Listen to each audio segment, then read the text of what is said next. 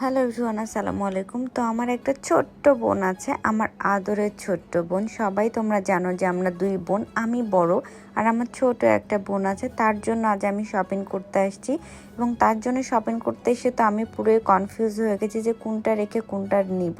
তো আমি সবগুলোই পাকিস্তানি থ্রি পিস দেখতেছিলাম আর গায়ে ধরে ধরে দেখছিলাম যে আমার বোনকে কতটা সুন্দর লাগবে, কোনটাতে বেশি সুন্দর লাগবে। তো আমি বারবার মিররের সামনে দেখতেছিলাম এবং তোমাদের ভাইয়াকে জিজ্ঞেস করছিলাম যে আমি আমার বোনের জন্য কোনটা নিব।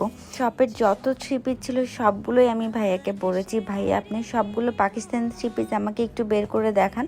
সবগুলোই আমি বারবার দেখতেছিলাম এবং বলছিলাম যে ভাইয়া যেহেতু ঈদের কয়েকদিন পরে আপনি আমাকে স্টিচ থ্রি পিস দেখান, আনস্টিচ দিলে তো এখন বানাতে অনেকটা সময় লাগবে, আমাকে স্টিচ থ্রি পিস কিছু দেখান, তার মধ্যে আমি সিলেক্ট করি। এর এখানে টুনি পাখি বলছে যে মাম্মাম এর সাথে তুমি একটা নাও, তোমাকেও সুন্দর লাগবে। অ্যান্ড আপনাদের ভাইয়াও বলছিল যে তোমার জন্য একটা দেখো। তো আমি বারবার বলছিলাম যে না, আমি আগে আমার বোনের জন্য কিনবো, তারপরে আমি দেখব।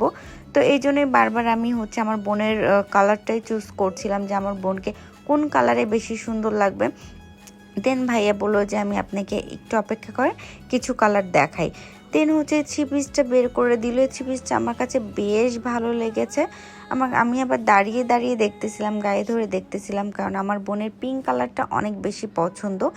দেন এই জন্য আমি এই পিঙ্ক কালারটা দেখে আমি হঠাৎ করে আমার চোখটা আটকে যাই। দেন মনে মনে ডিসাইড করে ফেলেছি যে এটাই আমি নিব।